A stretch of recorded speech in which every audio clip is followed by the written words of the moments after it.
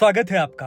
आप देख रहे हैं राजस्थान हेराल्ड की खास पेशकश सियासी सफर। ये कहानी है कांग्रेस नेता और राजस्थान के पूर्व उप मुख्यमंत्री सचिन पायलट के पिता राजेश पायलट की। ये राजेश पायलट के संघर्ष, चुनौती, उपलब्धि, बगावत, अदावत और फिर मौत की कहानी है। राजेश्वर प्रसाद बिधूड़ी, जिन्हें पहचान मिली राजेश पायलट के नाम से, वो लड़का जो दिल्ली की वीआईपी कोठियों में दूध बेचा करता था, वो युवा जिसने अपने करियर की शुरुआत में ही वायुसेना अध्यक्ष बनने का ख्वाब देखा था, वो पायलट जो राजनीतिक समर में उतरने के लिए चुनावी हलफनामा दाखिल करने पहुंचा था, लेकिन उससे पहले उसे एक और हलफनामा नाम बदलवाने का देना पड़ा।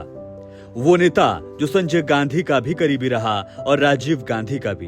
वो सांसद जो 23 जून 1980 को संजय गांधी के साथ उड़ान भरने वाला था, लेकिन किसी वजह से नहीं जा सका। ठीक 20 साल के बाद यही नेता एक सड़क दुर्घटना में गुजर जाता है। ये नेता जिनका बेटा आज की तारीख में राजस्थान की राजनीति में कांग्रेस के लिए सत्ता बरकरार रखने के लिए बड़ी चुनौती बन गया। वो नेता जिनका बेटा कभी राहुल गांधी का खास सिपाह सालार माना जाता था। हम बात कर रहे हैं सचिन पायलट के पिता राजेश पायलट की।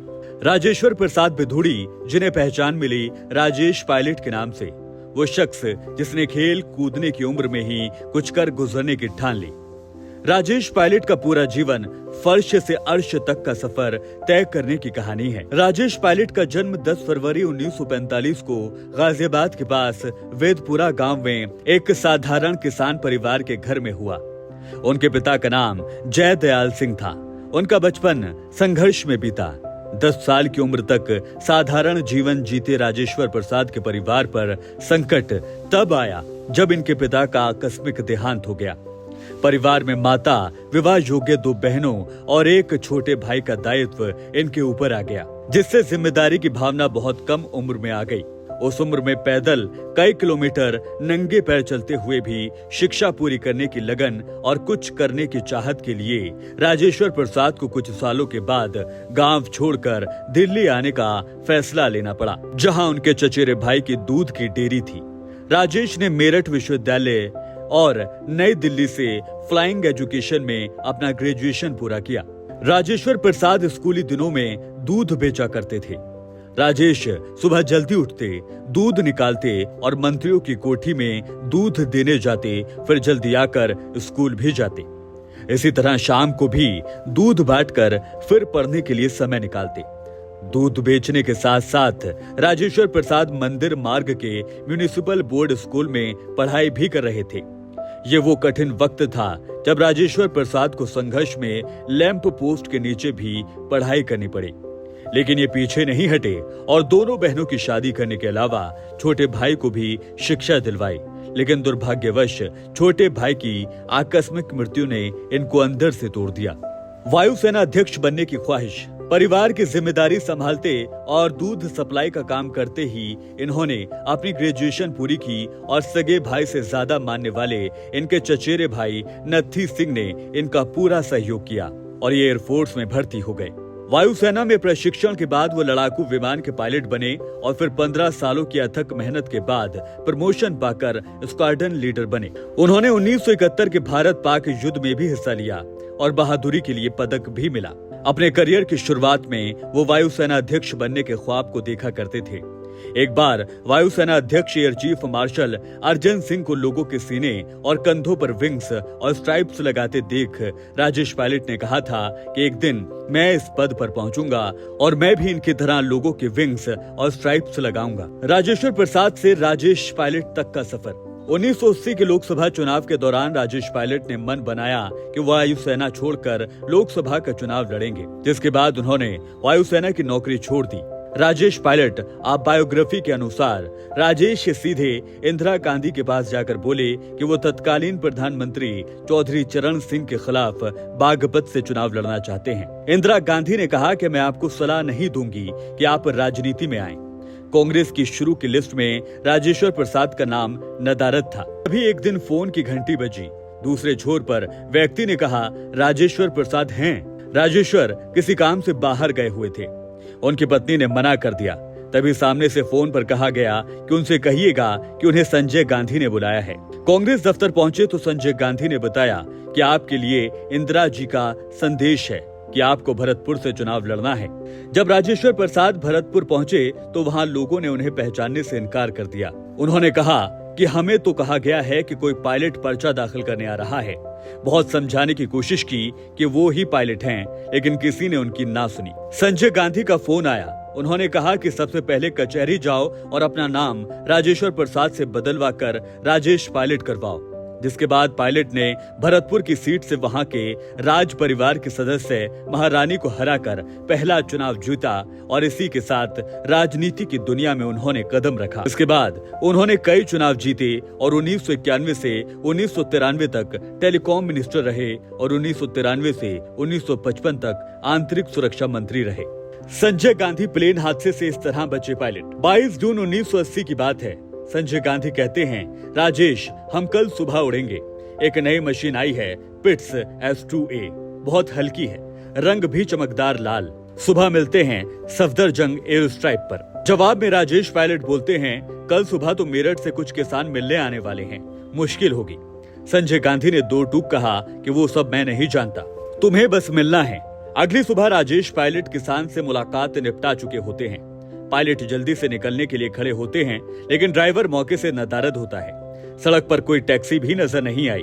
मजबूरन नहीं चाहते हुए भी पायलट संजय गांधी के कहे की अनदेखी कर गए, लेकिन ये अनदेखी कुछ बड़ी अनहोनी का संदेश लेकर आने वाली थी।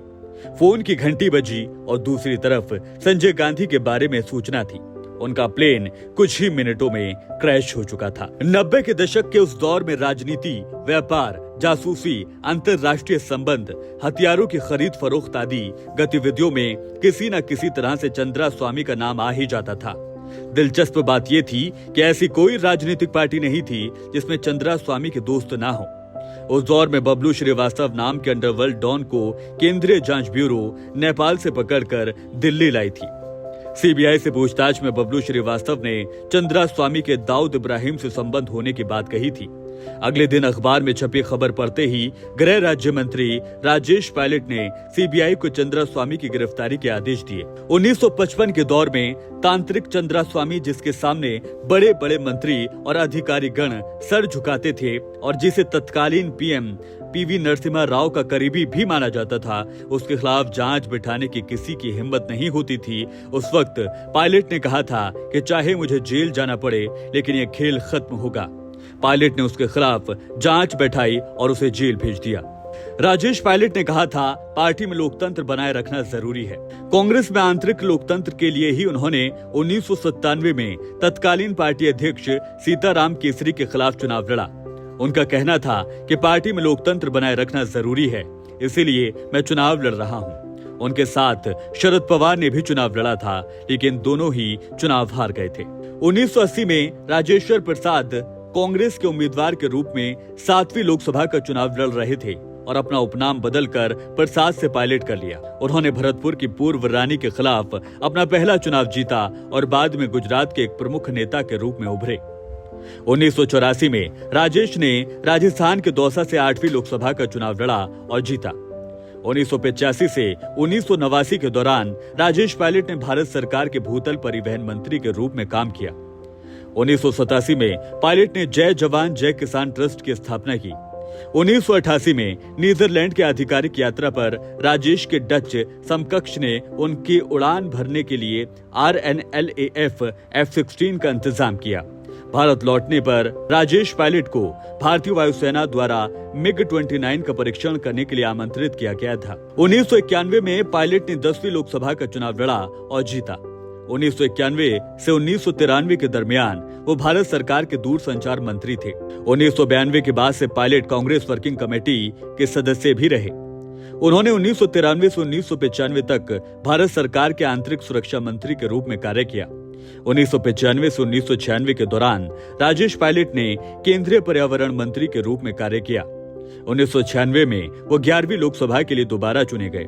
1996 से 97 तक राजेश ने रक्षा समिति में सदस्य के रूप में काम किया। 1998 में वो 12वीं लोकसभा के लिए दोबारा चुने गए। 1988 से 1999 तक उन्होंने रक्षा संबंधी समिति और उसकी उप समिति 1 में सदस्य के रूप में कार्य किया। सलाहकार समिति रक्षा मंत्रालय भी संभाला।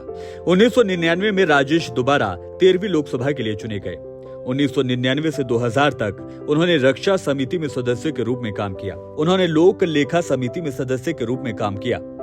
राजेश पायलट को जीप चलाने का शौक था। अपनी जीप को अधिकतर खुद ही ड्राइव कर लेते थे। 11 जून 2000 को अपने चुनावी क्षेत्र दौसा से एक कार्यकर्ता सम्मेलन को संबोधित करके आते हुए जयपुर हाईवे पर उनकी जीप एक ट्रॉले से टकरा गई, जिसमें वो गंभीर रूप से घायल हो गए और उसी दिन सवाई मानसिंह अस्पताल में शाम 6 बजे 55 साल की उम्र में राजेश पायलट का निधन हो गया।